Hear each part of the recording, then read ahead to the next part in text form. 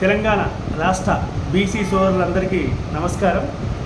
ఈరోజు తెలంగాణ రాష్ట్ర ప్రభుత్వం తెలంగాణ కాంగ్రెస్ ప్రదేశ్ పిసిసి అధ్యక్షులు మహేష్ కుమార్ గౌడ్ సూచన మేరకు జనగామ డిసిసి అధ్యక్షులు కొమ్మూరి ప్రతాప్ రెడ్డి గారి కోరిక మేరకు ఈరోజు జనగామ నియోజకవర్గంలోని అన్ని మండలాల సంపూర్ణ మద్దతు ఇచ్చారు బీసీ బంద్కు.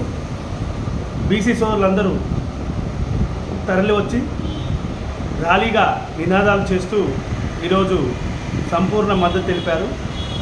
కానీ ఇక్కడ ఒక చర్చాంశమైన విషయం ఏంటంటే బీసీ సోదరులందరూ ఎలక్షన్లో అప్పుడే బీసీ నినాదం తీసుకొస్తూ ఎలక్షన్లో బీసీ సోదరులు నిలబడితే కులాన్ని ముందుకు తీసుకొస్తే మన బీసీ సోదరులు వెనుకబడిపోతారు.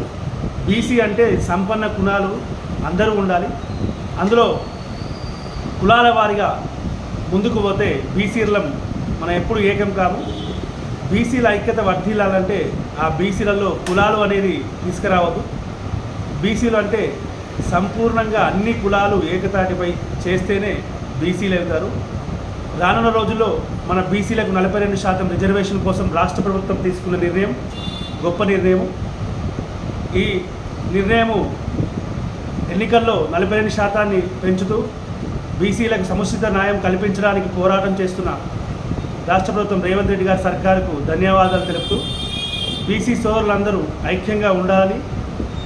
ఎలక్షన్లో కాకుండా ఉద్యోగ అవకాశాల్లో కూడా బీసీలకు న్యాయం చేస్తూ ముందుకు తీసుకెళ్లాలని రేవంత్ రెడ్డి సర్కారుకు కోరుతున్నాము.